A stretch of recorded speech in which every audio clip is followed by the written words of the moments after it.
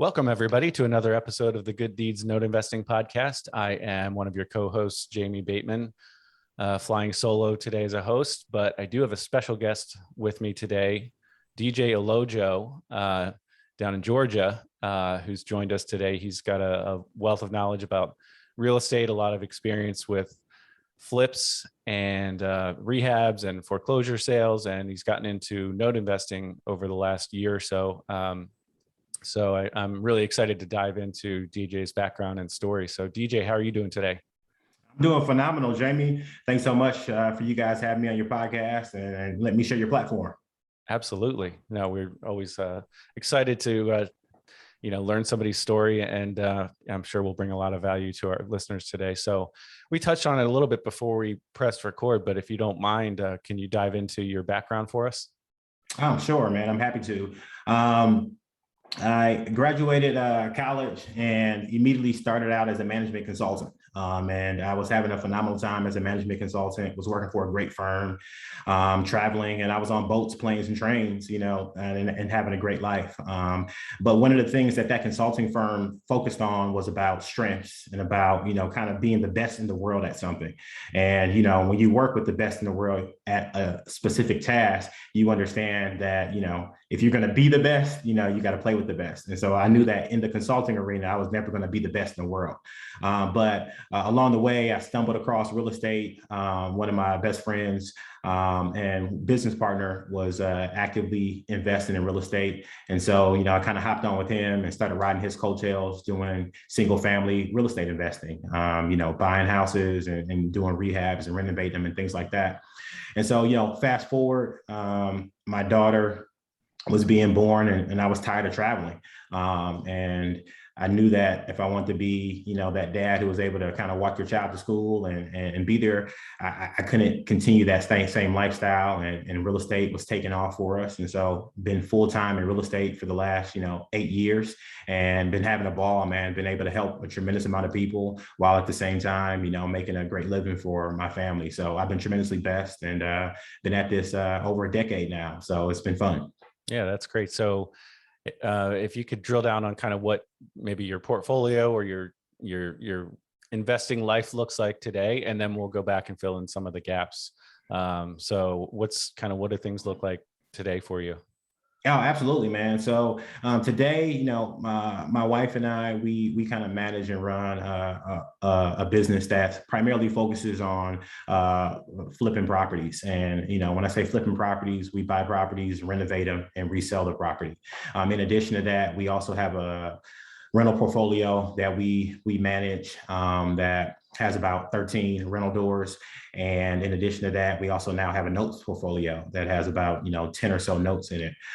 So day to day, we're helping people get rid of properties that they don't want anymore. As part of that, we are really trying to help people solve a problem. A lot of times when people have real estate, they don't know what to do with, they're upside down on, it's very dilapidated, they're kind of like a deer in headlights. And so our goal is to help them solve that problem and figure out what's the best solution. And sometimes the best solution is selling it. Sometimes the best solution is staying there, but we really just want to be a problem solver for them in that real estate problem. And, going back to what I said before, I think that, that's the part of the business that I love the most personally is helping people think through these situations. Because we have this vast experience of real estate. In my career as a real estate investor, we probably have flipped, well over 100 homes. And from a brokerage perspective, we've done pretty much over $50 million in real estate transactions on the single family side. So, we bring a good amount of experience and are able to help bring contacts and resources to these homeowners in their time of need. So It's really rewarding and we've enjoyed it. Yeah, that's great. I mean, that's what you got to find where you can add value, right? And that's where eventually the profit is as well. And I understand. It sounds like you're in it not just for yourself and your family, but to help other people. But hopefully, it's been good for you as a family. Speaking of your family, one thing that kind of maybe gets glossed over a little bit, is typically speaking, people are not a one-man show, quote unquote. So how does that work with you? You mentioned your wife already is involved. How was that maybe transition when you went full time, and how did that conversation go? Or how did you how's the dynamic work between the two of you with the business, and how does the family life work? You don't have to get too specific, but that it's a real thing, right? And it's sometimes we kind of act like, oh, it's compartmented. Well, no, I mean, you're likely working from home, and like I am, and the family life is a big part of it. So how's that all play together? Man, it plays together well. Me and my wife have a really good dynamic and a really good relationship. So it works out well. We try not to mix the business tension with the household tension, but as it pertains to the career, when I first started, I was working with one of my business partners kind of exclusively. So, we were going 50-50 on most of our deals. We were working together. So it was kind of me and him, and he was full time, although I was working at the consulting firm. Right. And so when I made the leap to go full time, my wife is a licensed pharmacist by training and background, right? And so she was full time as a pharmacist. So we weren't really worried that much from a financial perspective. But she was just like, hey, if you're going to do it, now's the time to do it. So she was real supportive. And so along the way, as we've had, we went from one kid to two kids. Now we got two beautiful girls. And she kind of pulled back because she wanted to spend more time with them. So, although she still keeps her license active and things like that, she definitely works, 90% of her time is in the business. And then, she still, will go in one day a month just to keep her license active with the pharmacy side. And so, when I had the business partner, we kind of just worked together, and she would help out where she could. And then over the last, few months and years, our business model has changed. And so me and my business partner, we're still great friends, and we still work together on a lot of different deals. But we also have our own portfolio stuff that we do by ourselves. And she helps me a lot on the property management side, dealing with the tenants for the properties that we don't have managed by a third party. And then she's also very good at kind of being focused on one thing, where I'm like, hey, I'm all over the place. I got this meeting, I got that, I got this going on. She's definitely more of like, hey, she's focused on 2 or 3 tasks that help drive the business forward day in and day out. And that's really worked well for us. And so, and in all honesty, a lot of the stuff that I don't like to do, she does better than me. Like, for example, I hate taking the time to go pay bills. Like if it's online, it's quick, it's auto pay, great. But like when I have to write out checks and stuff like that to contractors and things like that, she takes care of all that, stuff like that. So it's been a really good mesh, but you definitely have to have the right partner, and you have to make sure that your skill sets align. And if you don't, just pay somebody else to do it so you guys don't argue about it. No, absolutely. Yeah, it's definitely something I can relate with as far as, kind of discussing expectations, and, it's and it evolves over time, like you already touched on. It doesn't mean right now it's going to be how it's going to be for the next 10 years for you guys. Absolutely. Absolutely. So you got to be flexible with things, but that's really cool. So you done a bunch of flips, and then how do you determine, do you take some of those flips and make them into rentals, or how do you determine which properties you're going to kind of peel off and hold long term? How does that work? Well, they say hindsight's 2020, right? And if I go back over my career, every property that I flipped, I probably should have held as a rental property. And I would be in a very different stage of life, right? You know what I mean? But that's one of those learning things that you learn along the way.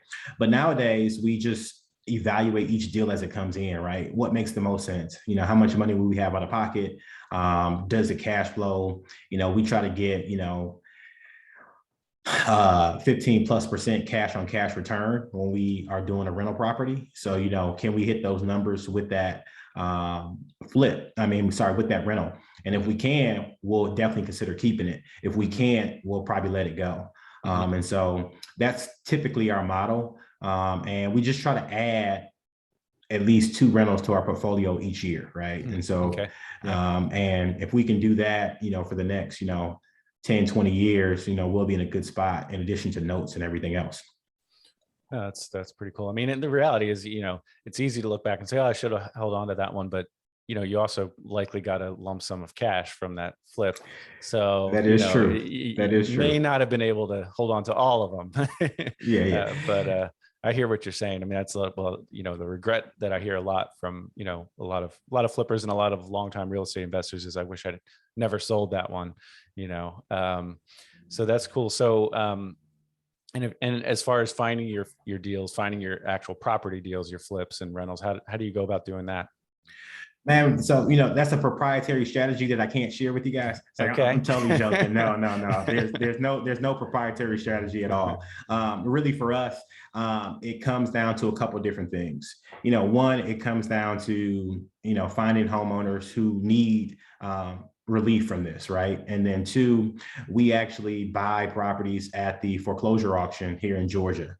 And then three, relationships with agents and brokers and things like that who provide us with deal flow. And so those are the three areas in which we specialize in. So finding off-market opportunities, it's just the common places that you would look for people who may be in distress, right? So people who may be going in foreclosure, people who may have some probate issues, people who are saying for sale by owner. I'm a licensed agent in Georgia, so we check the multiple listing service here in Georgia, and all those places are all saturated. Every investor is looking in those same places, but again, I think the difference that we add is, one, we're not a big firm, so I don't have to take down or try to buy 50 properties a month to stay relevant, right? If we can buy 1 or 2 houses a month, we're in a good spot. And so for us, we really take the approach of what's going to be best for the homeowner. And that's kind of a weird approach to take, sometimes when you're dealing with these situations, because you're saying, hey, what's best for me as an investor? But I think that there's a way in a lot of these situations where you can help a homeowner get to a better place, and you can also help yourself as an investor. And that's what we try to align with. And the reason I say that is because sometimes, we'll walk into a house and, the numbers make sense, but the owner doesn't have any place to go. And so, the first question we always ask owners is, if you sell this house, where do you go? And a lot of them think that the market is the way the market was maybe, 10, 12, 15, 20 years ago, where it's like, I'll just go buy another house. And, easier said than done, right? Yeah, you may want to go do a little bit more due diligence and research, because if you sell this house and you get this lump sum of cash, you're going to be going to an apartment, a very pricey apartment that's more expensive than your mortgage, right? And so, sometimes educating them, and sometimes they're like, man, thank you so much. I'm not ready to sell right now, but when I'm ready, I'll call you. And so in 10 years, when they're ready, they'll have my number and they'll call me, right? And so that's one of the things. But the other part of it too is, like, sometimes some people, you walk in their house and then, their house is filthy. They haven't been able to keep up with stuff. They're hoarders, all these things where you see, and in those situations, you kind of have to help them say, all right, look, you got to do something, because what you're doing is not working. And, whether your family needs to come help you or whatever may be the case, you got to get to a better place, because right now this is not good for you. And so in those situations, we're happy to, provide an offer and help them think through the next step. And, these people become your friends, and, they send you cards, and, they do all that stuff where it's like, man, you're able to help them in their time of need. So that's really great. We had a deal in Jacksonville, Florida, that turned into a rental for us. It was a non-performing note, but somebody totally unfamiliar with the situation might say, like, because we were pursuing foreclosure, and sounds harsh, but and we didn't actually have to go through with the foreclosure. We did a deed in lieu and took back the property that way. But in reality, we did kind of end up helping the people living there move out. And my point is, they were in a filthy, disgusting situation, and they weren't going to change it on by themselves. So I honestly feel like we helped them get to a better place, and it was also a win for us. But so it really does sound like you're a hard worker. You're a good listener. It sounds like you're trying to really understand their situation, and you give them options, and you're patient too. It sounds like so. You're trying to add value, solve problems, and I mean, that I think that's, like I said before, where profit lies, which is just, and that's a really good thing. I find the same thing with borrowers, as far as on some of my, particularly CFDs, it's a matter of educating them sometimes as to what their options are. Of course, you can't force their hand, but you can suggest things. Or a lot of borrowers don't understand what a land contract is. I don't know what I signed. Well, this is what you signed. These are your options, kind of thing. And I think with your background, that's really good. You understand what you can more easily put yourself in their shoes. So as far as your note investing, what turned you on to notes, and what was that? How did that look like over the last year? Yeah, so I'm down in Georgia, and so I'm lucky that I get to have kind of access to a guy by the name of Dyke Spotterford and guys by the name of Dyke Spotterford and Peter Fortunato, Uh-huh. some guys who I've been to a lot of their training over the years. And you go to those training seminars, and they give you really great advice on different stuff, self-directed IRAs, and all these different things.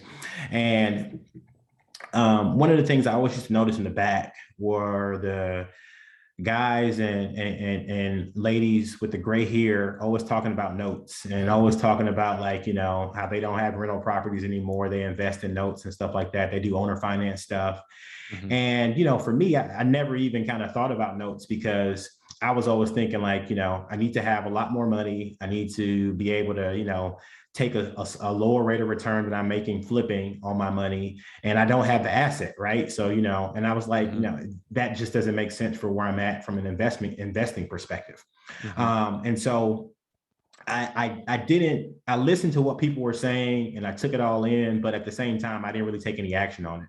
And Hmm. then, over the years, I was introduced to this concept of buying non-performing notes. One of my other partners and good friends, Matt Drain, introduced me to the concept of purchasing, kind of non-performing notes, and I was like, so I can buy these notes at a discount and be in a situation where you can get a higher yield or a higher return on your money.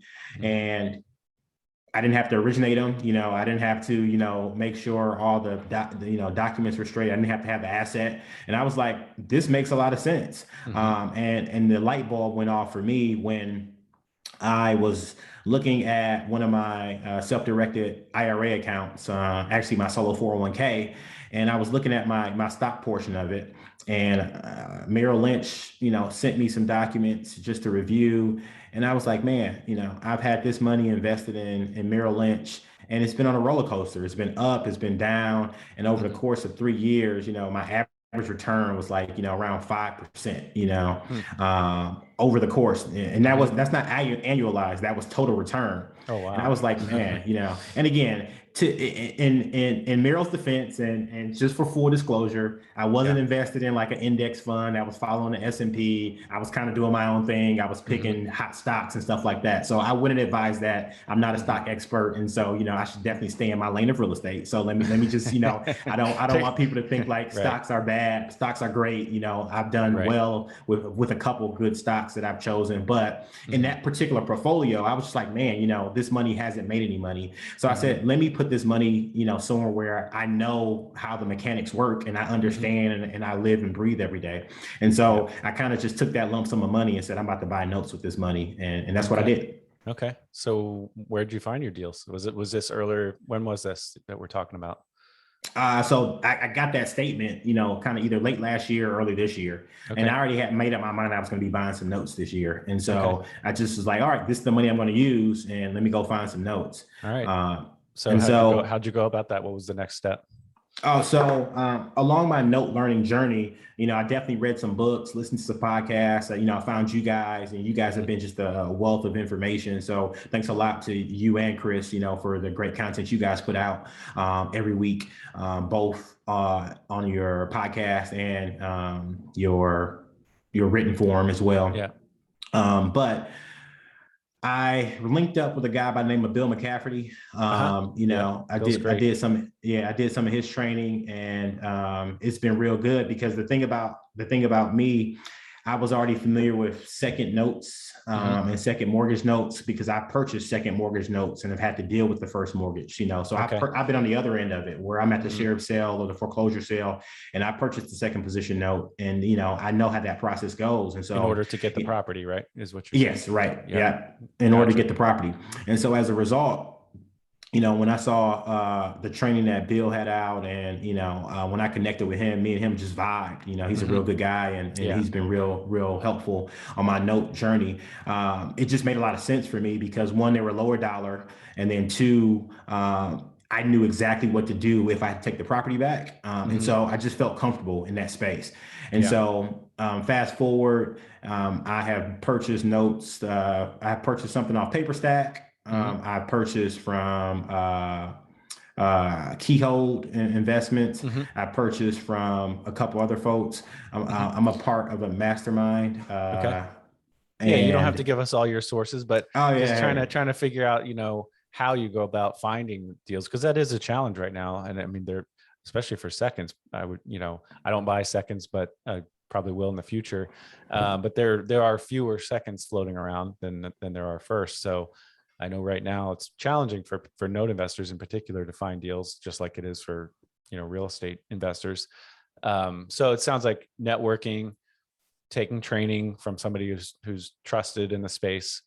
Bill's been on the show, and he's I think Chris interviewed him. I'm not sure if Gail was on that one or not, but yeah, Bill's a wealth of knowledge, and he does deal with seconds a lot. And so it sounds like just kind of networking and keeping your ear to the ground and going about it that way is how you've been able to find your deals. Is that fair?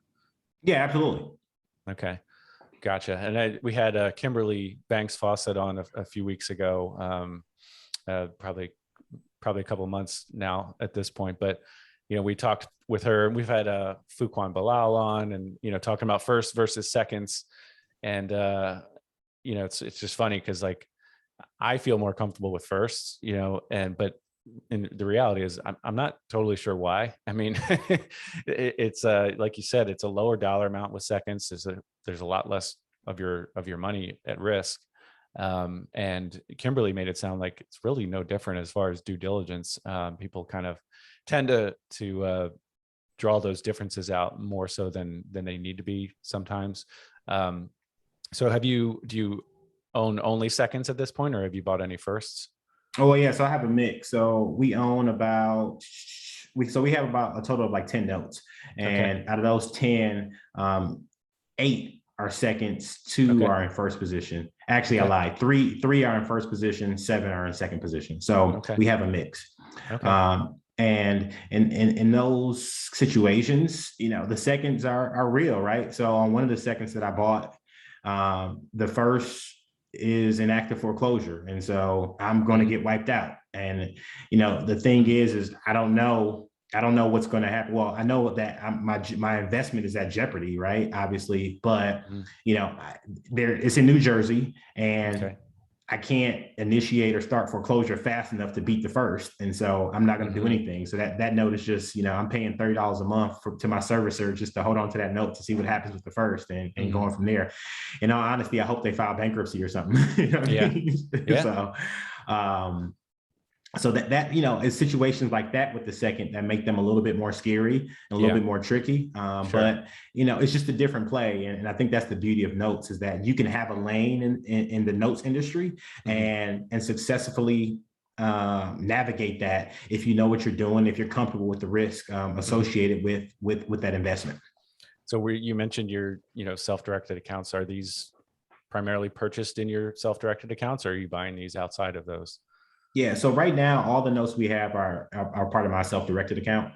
Okay. My thought process was that I much rather, use this money because the life cycle for a note, in my opinion, is 12 to 18 months to get a workout of some sort, whether it becomes performing or whether you have to take it all the way through foreclosure. And so the money I was using was money that I didn't have an immediate need for, I couldn't access, and so I thought that would be the best place to learn. And then as things progress and as we understand the market better, we'll probably use some of our LLCs to start investing for income. I think that makes total sense, and not that you needed my opinion, but Hey, that was my note and vote. There you go. Okay, no, it's perfect. No, I'm just joking. No, so I mean, the reality is, like, I'm sure Chris and I like to keep it real, and there's no perfect asset class. We beat this one to death sometimes, but notes are not, they don't have any inherent tax benefits. So I think a self-directed account is a perfect way, especially to start out, but even to keep using that account to buy notes, because your hard real estate does have depreciation, and and other tax benefits associated with it directly. So it makes total sense to me. And then not only that, it's like you're just adding another tool, to your tool belt, so that wherever your business takes you outside of your self-directed account, you've got more options. So I love it. Absolutely. Just expanding your network and your knowledge base and hopefully your net worth along the way.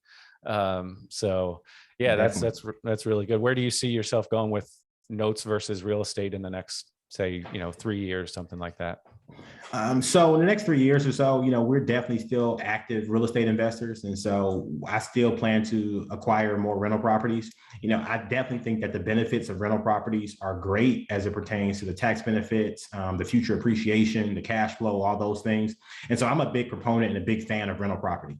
I'm just not a big proponent or fan of rental properties in your IRA or in your retirement account because you can't effectively utilize the tax benefits of that rental property. So if all things are the same and you have the money and ability to buy a rental property outside of your retirement account or inside your retirement account, I would always choose outside the retirement account versus a note. If you have the ability to buy it inside the retirement account or outside the retirement account, I would choose inside the retirement account. And so, so our plan is to do both, right? I plan to hopefully, be able to acquire more notes in the future in our retirement account, and then also probably start using my self-directed HSA and other self-directed accounts I have to be able to buy more. And in addition to that, increase our rental portfolio significantly over the next few years, just to be in a situation where we get the benefits of both sides. Yeah, absolutely. No, I love it. I've taken a somewhat similar approach. I mean, we were heavily focused on single family rentals, and obviously the last 3 or 4 years I've been much more focused on notes as far as my own time and money. But we're closing on it just got pushed back, but we're closing on another rental in the next few weeks here in Florida. So we haven't, we're slowly expanding our rental portfolio as well. I couldn't agree more with you. It's still a strong part of our investing portfolio and strategy. So I love it. So, and then have you dabbled in multifamily or anything like that? Or is it all single family as far as both real estate and notes? Yeah, so far it's been primarily single family. We own some quadruplexes and duplexes and things like that, but as it pertains to the larger apartments, we have not been able to break into that category yet. Earlier this year, my business partner and I had some apartments under contract, but they didn't pan out. And after going down that road and spending about 6 months of the year focusing heavily on trying to acquire those, I just came to the realization for myself and my own family, at this time, it's better to focus on single family and kind of notes because it's the lane I'm already in. And multifamily is a phenomenal space. It's an awesome space to be in, but there's a huge learning curve, and you got to kind of be ready to focus in and put your head down and learn it. And so we'll probably be passive on a few apartment deals. So I'll probably be like a LP, a limited partner on a few apartment deals over the next couple of years, just to make sure I stay attuned.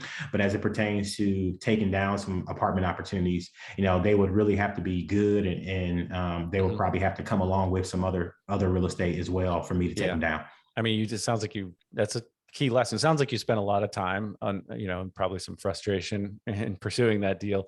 But it does sound like you learned that, play to your strengths. There's a lot of ways to make money in this business and to be successful. And it's still an option in the future. So that's cool. It doesn't sound like it cost you a whole lot as far as your bottom line goes. So, is that true? Yes and no. Okay. There's always opportunity cost, right? That's true. That's a good point. The lessons learned were invaluable, and obviously you have due diligence costs, and but at the end of the day, that's the part of business. Every year we lose some type of money, whether it's on marketing that does not pay a dividend, on a deal that goes bad, or whatever else may be the case. But that's kind of how you learn and how you grow. And thank God we make a lot more than we lose. So it works out in the long run. Yeah, that's great. So you'd mentioned a deal that kind of stood out to you as far as a good deed. I mean, this is the Good Deeds Note Investing podcast. So do you mind touching on that particular deal and let us know how that turned out? Oh yeah, sure, man. So, we are able in this business to help a lot of different people in a lot of different ways. And, my business partner, Calvin, me and him were working on a deal a few years back where a family was going in foreclosure. They were in a nice part of Atlanta, a nice part of town, Atlanta. And they had a duplex property and they lived on the top and no one was living on the bottom. And the property had a good amount of equity in the property, but it needed some renovations. It had a lot of deferred maintenance. It needed some repairs. And the owners were semi hoarders. They weren't full blown hoarders, but they were definitely semi hoarders. Mm-hmm. And so me and my business partner, we went in there and we were able to buy the property prior to it going in foreclosure. And instead of just saying, hey, we're going to buy the property and you guys got to get out, what we were able to do is we were able to strike a deal with the owners that we would buy the property and we would pay for all the renovations and then we will split the profit with them 50-50. And so essentially what happened there is that, over the course of about, 6 months, we were able to renovate the property. We renovated the bottom unit completely. So it was kind of brand new kitchen, new bathroom, everything there. And then we also updated their unit. We had to move all the stuff to paint it because they were still living there. They had to move the stuff, our painters came in, we took care of deferred maintenance, we painted the outside, and we just made the property beautiful. We landscaped the back. And, I think we spent about, $75,000 to $80,000 on that renovation. That's a big one. that was a few years ago. So things were a lot cheaper than they are now, right? 150,000 right now. Exactly. Yeah. So long story short, we were able to do that. And at the end of the day, 6 months later, they got to live in the house rent free for 6 months. And during that time, the husband was able to get a new job. They were able to find somewhere else. And then when they left that place, they were made, well over $150,000, I think on that transaction. It was either over 100 or 150, but they made a lot more than, they would have made if they, one, would have went in foreclosure. And two, sure.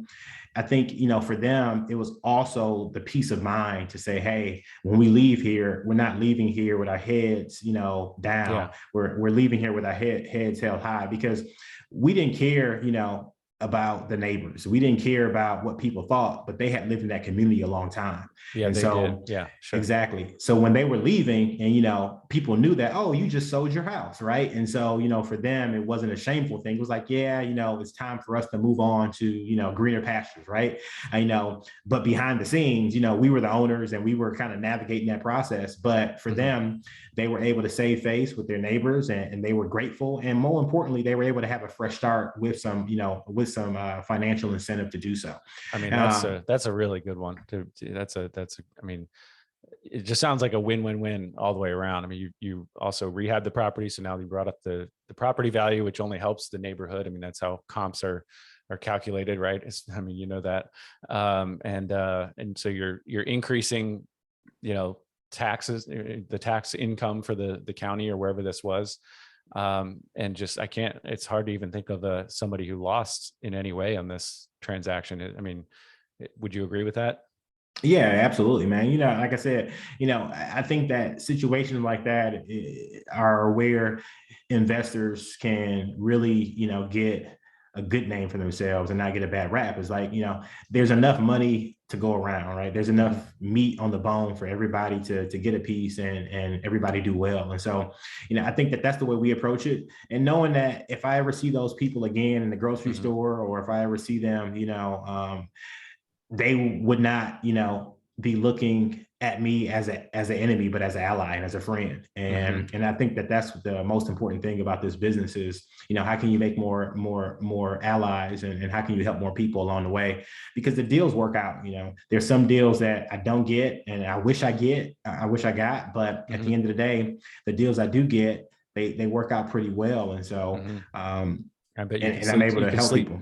And you sleep better at night that way too. Yeah, exactly. No, absolutely. And Jamie, I think one of the biggest things that I've had to learn, and the biggest mental shifts for me in this business, to use a baseball analogy, is that a few years ago, everything that we did was a home run, right? So Okay. I did not sign up to do a renovation. I did not sign up to buy a house unless I knew it was going to be a home run deal. So these are, and so I was like, hey, well, you only got to do 3, 4, 5, 6 deals a year, and you make them all home runs, you're good to go, right? But with the market the way it is and everything going on, you have to be okay going up to bat and hitting some singles and hitting some doubles and things like that. And I take that analogy just not in single family real estate, but also in notes, right? I think sometimes what happens is that as investors, we want the deal that's the home run. We want every box checked. We want it to be perfect. We want it to make, 20%, yield, or, we want a guaranteed 20% return. We want all these different metrics that we check. And then we never buy anything, because we're striking out at every pitch because we're only trying to hit the home run. Versus if you say, hey, if I get up every time and I can try to get a single, and sometimes that single you can make it into a double, you'll have your bases loaded and you'll start scoring some points, and getting people and getting some points on the board if you continue that process. And so I think from an investor perspective, that's one of the biggest mental shifts of the last couple of years, with the market as hot as it is, that I've had to make, is to just be okay with saying this deal is not going to be a 20%, return deal. But, if I can make, maybe 10% on this deal, and I can maybe do the deal in 6 months or something like that, then it works out for our metrics for us to move forward. Because if I look at my annual return, it'll be 20% if I can do 2 of those. Yeah, no, that's a really good analogy. I mean, it's like, it's football season now, but exactly. I'm sorry. No, I mean, I love it, but it's like, you're not going to go for a Hail Mary or a long pass on all 3 downs before 4th down. I mean, it just makes no sense. I mean, if you can get 3 or 4 yards, then you can move down the field, and then there is a time to take that shot, obviously. Absolutely. But you got to kind of, be more strategic about it and take the win that's right in front of you. I like that. Is that your note and bolt? Because that's a really good one, if so. Yes, that is my note and bolt. But one other note and bolt too that I'll throw out there is for anybody who is investing in second mortgages, be aware. And this is me speaking from being someone who's on the other end, dealing with the homeowner as they go in foreclosure. There are so many people out there who believe the second mortgage cannot foreclose on the property.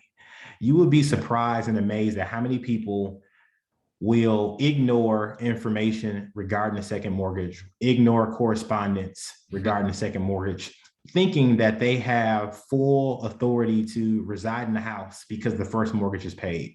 And so that's just kind of one note and bolt to keep out there when you're trying to negotiate with these folks, or you're having conversation, or you're sending legal and they're not responding.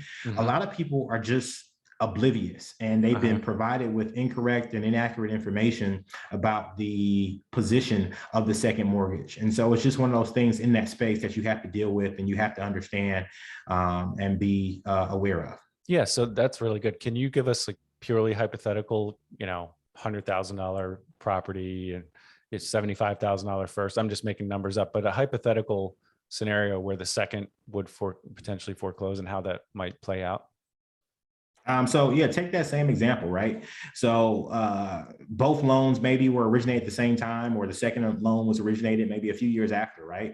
And so hypothetically, the first is a performing mortgage. And so that $75,000 original balance maybe is down at 50 or so right now, just hypothetically speaking, when you throw in the amortization calculator.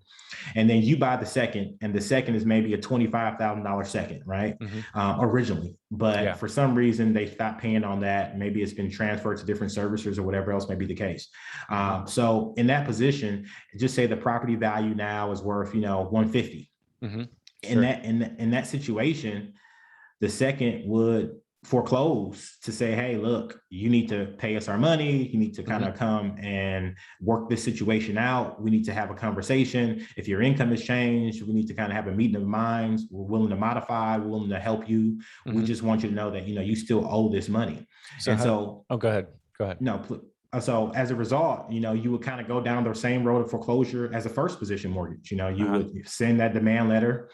And then after that demand letter, you would ask them to file a complaint and kind of start going down that road until you get to a judgment. So let's say you do foreclose then as the owner of the second mortgage, the note holder. So then what does that do with the first? How does that, how's that work? So if you foreclose and you send it to the auction, and it is purchased at the auction, you're done. It's the same way as if you send something else to the auction. But if you get it back because no one purchases at the auction, you have to go through the same process as anybody else to get somebody out the property. So you have to, file some more paperwork to do an eviction and things like that. And then you would try to figure out and contact the first mortgage to figure out how to either pay it off if you're going to do that, or sell it in time that they get paid off before you do. So specifically, we have a property over in Illinois right now that we're working through. Okay. And this is one of the ones I purchased off Paper Stack. And I knew all this going in, right? So this was not, but the second mortgage was defaulted, but they provided the second mortgage with a deed in lieu of foreclosure, right? So we could immediately take possession of the property. But the first mortgage was an active foreclosure. And when I say active, they were past the complaint and they were going towards getting their judgment. And so we stepped into that property and we were able to do a small amount of renovation, and we put the property back on the market, and we have the property under contract. And the way that deal works out is it's in a small town of Macon, Illinois, in Illinois. And the way that deal works out is we purchased the note for about, I think $9,000, and we had to do repairs and renovations of another $5,000 to $7,000. And we're going to sell it for about $75,000. I think the first mortgage payoff is around, 45 or 50. And there's some other liens and judgments. So when you do the math on that, that was not a good deal. That was not a deal that's worth the time. We'll either make, a couple $1,000s or we'll lose a couple $1,000s on that deal. Right. But that's just an example of when you're in that second position. Now, truth be told, I did that deal not because I thought it was going to be the best deal in the world, but for me, it was just more proof of concept. It was a smaller amount of money to play with, to be able to make sure that we are doing this right. Because from up till now, that was the first, long distance renovation I had to do. So I had to find contractors, I had to talk with the agent and things like that. Everything else has been local in my own backyard. And so that was just helping me really understand what I'm up against when I deal with that. And then luckily I was able to find a great contractor and a great agent, and it's working out, and we're supposed to close by the end of the month. And so, but in that situation, we are dealing with the attorney for the first mortgage and not the servicer, because again, they were about to take it to a foreclosure sale in the next, month or so. Okay. Yeah, no, I love it. I mean, you're definitely an action taker. Obviously you can tell that just listening to you. And I mean, a lot of people get caught in that whole analysis paralysis. And it's like, okay, what if you lose $2,000? If that's going to ruin, that takes food off your table, you should not be using that money to invest in notes. So, I mean, that's a really good, hopefully you make some money on it, but take some action. There are people that just drag their feet because they might lose $2,000 or something like that. Or, I'm just making that up, but there's that tension never goes away, and you gotta take some action if you want to get in the game a little bit. What would you say, looking back over the last 8 to 10 years, is one of your biggest mistakes, whether it's a particular deal or kind of a way you approached your investment strategy? What would you say that the listeners could benefit from as far as something you probably would do differently if you had to go back? Man, there's so many different things that I would change if I could. But I think the biggest things are not thinking about this long term.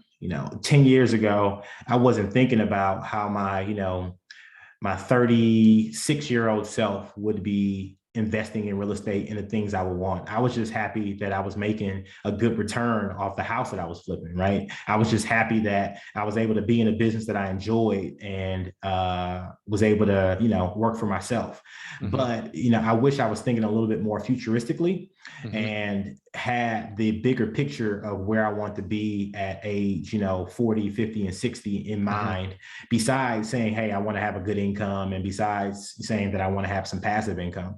being a little bit more crystal clear on that. And I would have held on to more of the rental property. I probably would not have sold some of the rental properties I did. I probably would have looked at, refinancing them, pulling out the equity and the cash, and then just, paying down that debt over time so I could capitalize on the appreciation.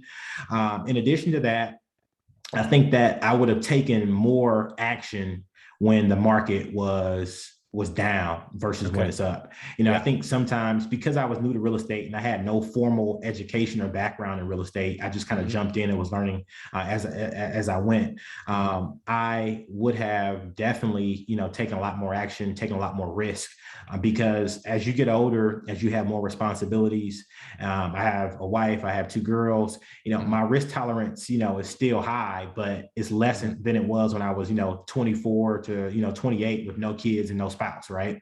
Sure. But, so as a result, I would have done more of those things. But I'm happy that I did take some action. And, today, we live a really good life. We're significantly blessed. And, I wouldn't change anything because I can now do all those things that I've just told you about as I look at, hey, where do I want to be when I'm 50, right? And that's why one of the reasons I'm taking big actions on notes.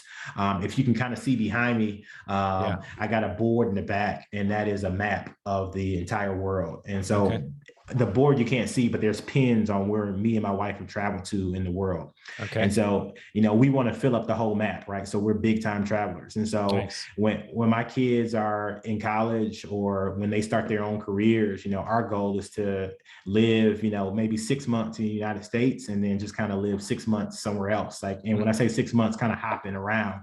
But the beauty of this notes business and the beauty of real estate is that, we don't have to be here locally to be able to do that, right? We can do everything via email and things like that. And so as I plan for that type of lifestyle, I'm putting in the groundwork now so that, when I am 45, when I am 50, I'll be able to do that. And so that's kind of the way we're looking at it and the plans that we're making as we move forward.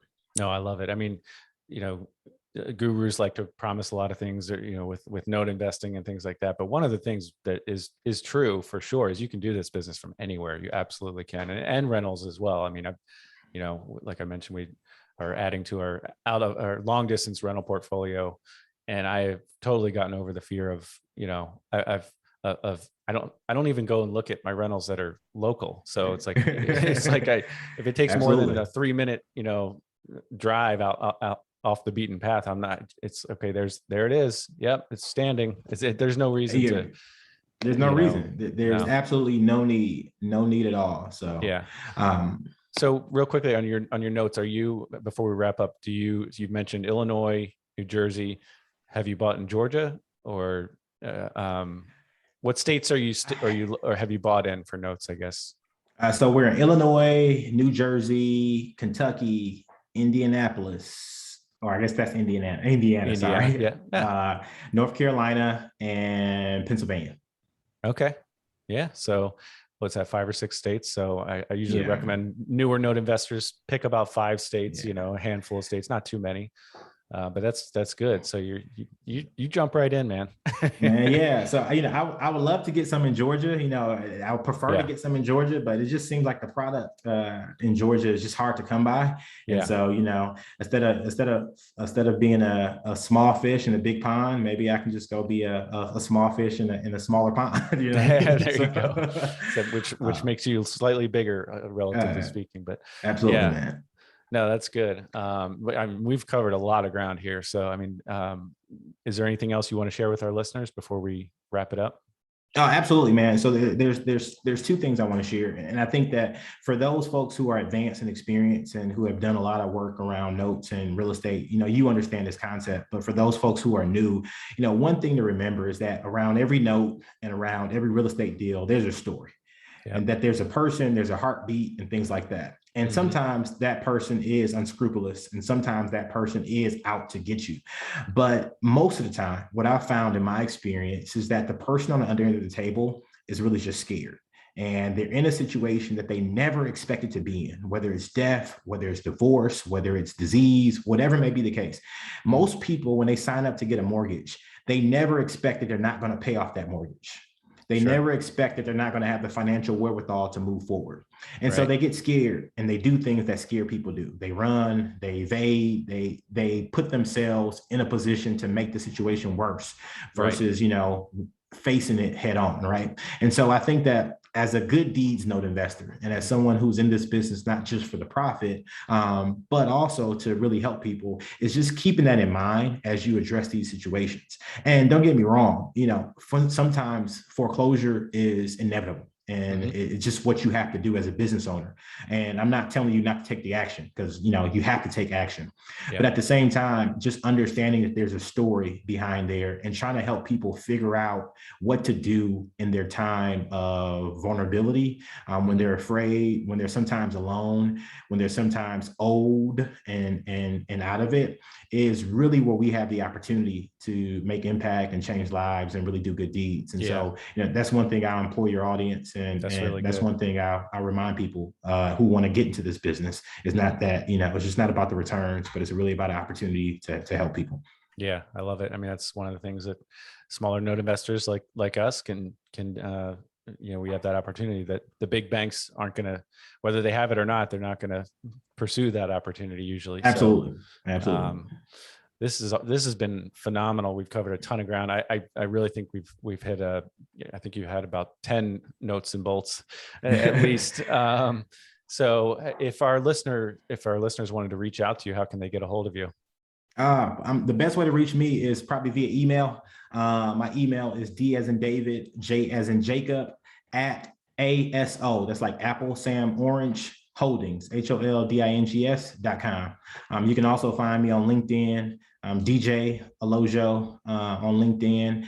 And you can feel free to connect with me, reach out. I'm happy to help. If you have any assets in Georgia, primarily around, the metro Atlanta area, let me know. Happy to help you. Contact me, Jamie, first. No, I'm kidding. happy to help you. If you're, taking back some foreclosures, or if you just need help, or you want a BPO, or you just want help, I'm here for the community. And like I said, you guys have been so good in helping me learn and helping me grow faster.